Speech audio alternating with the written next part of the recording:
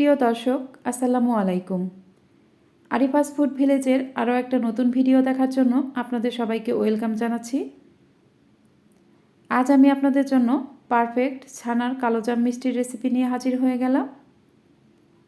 আশা করছি আমার আজকের এই রেসিপিটি আপনাদের কাছে ভালো লাগবে। রেসিপিটি ভালো লাগলে প্লিজ আমার ইউটিউব চ্যানেলটি সাবস্ক্রাইব করবেন, অবশ্যই পাশে থাকা বেল আইকনটি প্রেস করবেন এবং লাইক, কমেন্ট ও শেয়ার করতে ভুলবেন না।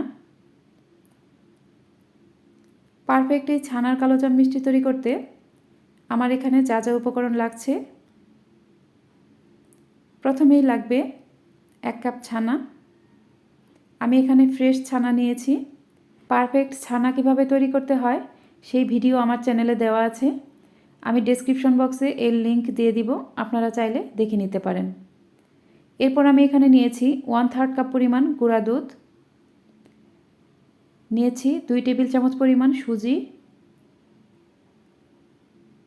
এরপর দিয়ে দিব 2 টেবিল চামচ পরিমাণ ময়দা, দিয়ে দিব 1 চা চামচ পরিমাণ চিনি ও 1 চা চামচ পরিমাণ ঘি, এরপর দিয়ে দিব 1 চিমটি পরিমাণ বেকিং পাউডার।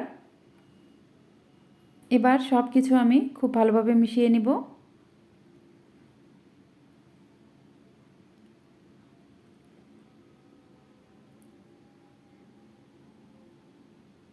মেশানো হয়ে গেলে আমি এটা হাতের তালুর সাহায্যে এভাবে মথে নিব। অবশ্যই হাতের তালুর সাহায্যে এভাবে ডলে ডলে মথে নিতে হবে।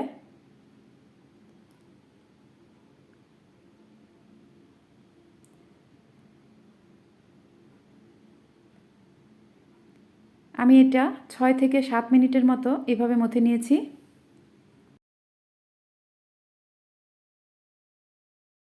এরপর আমি এটা এরকম লেচি কেটে নেব এবং ছোট ছোট ভাগে সমানভাবে ভাগ করে নেব। তাহলে সবগুলো মিষ্টি সমান হবে এবং দেখতেও খুব ভালো লাগবে।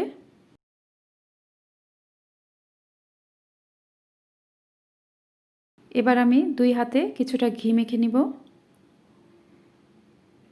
এবং 1 ভাগ করে ছানা হাতে নিয়ে এরকম মিষ্টির শেপ দিব।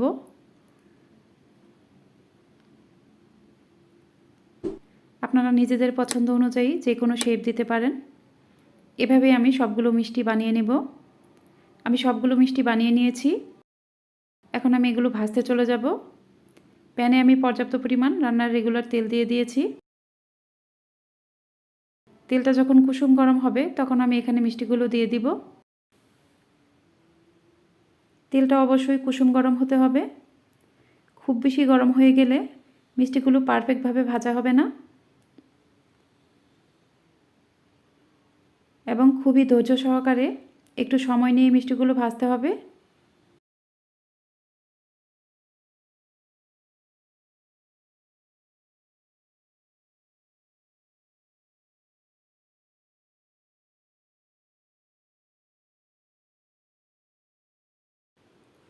আমি চুলার মিডিয়াম টু লো আঁচে মিষ্টিগুলো ভেজে নেব।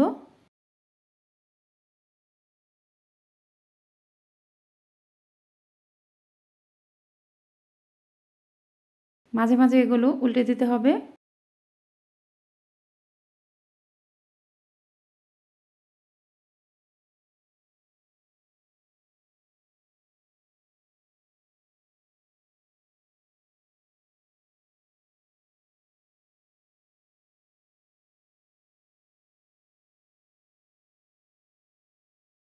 আমি মিষ্টিগুলো উল্টে পাল্টে ভেজে নেব। এই পর্যায়ে আপনি নিজের পছন্দ অনুযায়ী যে কোনো কালার করে ভেজে নিতে পারেন। এগুলো ভাজা হয়ে গেলে আমি মিষ্টিগুলো উঠিয়ে নেব। ভাজা হয়ে গেলে আমি মিষ্টিগুলো একপাশে রেখে ঠান্ডা করে নেব। এবার আমি চিনি শিরা তৈরি করে নেব। শিরা তৈরি করার জন্য আমি এখানে 3 কাপ পরিমাণ পানি নিয়ে নিলাম। এরপর দিয়ে দিব 2 কাপ পরিমাণ চিনি।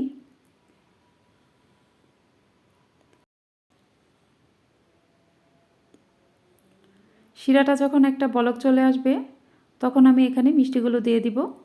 এখানে একটা বিষয় খেয়াল রাখতে হবে, শিরাতে যখন মিষ্টিগুলো দেওয়া হবে তখন যেন মিষ্টিগুলো খুব বেশি গরম না থাকে। এ পর্যায়ে মিষ্টিগুলো খুব বেশি গরম থাকলে পরবর্তীতে এগুলো চুপসে যেতে পারে, তাই অবশ্যই হালকা কুসুম গরম থাকা অবস্থায় মিষ্টিগুলো গরম শিরায় দিতে হবে। আমি 10 থেকে 12 মিনিটের জন্য প্যানটা ঢেকে দিব এবং হাই হিটে এগুলো ভেজে নেব। এর মধ্যে একবারও কিন্তু ঢাকনাটা খোলা যাবে না এবং ঢাকনায় কোনো ছিদ্র থাকলে সেটাও বন্ধ করে দিতে হবে। আমি 12 মিনিট পর ঢাকনাটা খুলে নিলাম। মিষ্টিগুলো কিন্তু পারফেক্টভাবে হয়ে গেছে।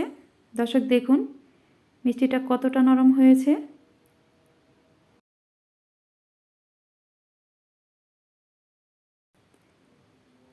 প্যানটা আমি ঢাকনা দিয়ে ঢেকে রাখবো এবং মিষ্টিগুলো ঠান্ডা হয়ে যাওয়া পর্যন্ত অপেক্ষা করব। আপনারা 6 থেকে 7 ঘন্টার জন্য মিষ্টিগুলো এভাবে শিরাতে রেখে দিবেন, তাহলে এগুলো খুব নরম হবে। মিষ্টিগুলো ঠান্ডা হয়ে যাওয়ার পর আমি এগুলো মাওয়াতে গড়িয়ে নিব এবং সার্ভ করে নিব। আমি একটা মিষ্টি আপনাদের দেখিয়ে দিচ্ছি, দেখুন এটা কতটা পারফেক্ট হয়েছে। আমি আরও একটা মিষ্টি আপনাদের কেটে দেখিয়ে দিচ্ছি, দেখুন এর ভেতরটা কতটা নরম হয়েছে। আমি এই মিষ্টিগুলো খুব বেশিক্ষণ শিরায় ডুবিয়ে রাখিনি, ঠান্ডা হয়ে যাওয়ার পরই আমি এগুলো আপনাদের দেখিয়ে দিলাম। এই মিষ্টিগুলো যদি 6 থেকে 7 ঘন্টা শিরায় ডুবানো হয় তাহলে কিন্তু এগুলো আরও নরম হবে। আপনারা অবশ্যই এটি বাসায় ট্রাই করবেন, ইনশাআল্লাহ সকলের প্রশংসা পাবেন। আর আমার আজকের এই রেসিপিটি ভালো লাগলে প্লিজ একটা লাইক দিবেন। আজ এ পর্যন্তই, সবাই ভালো থাকবেন। আল্লাহ হাফেজ।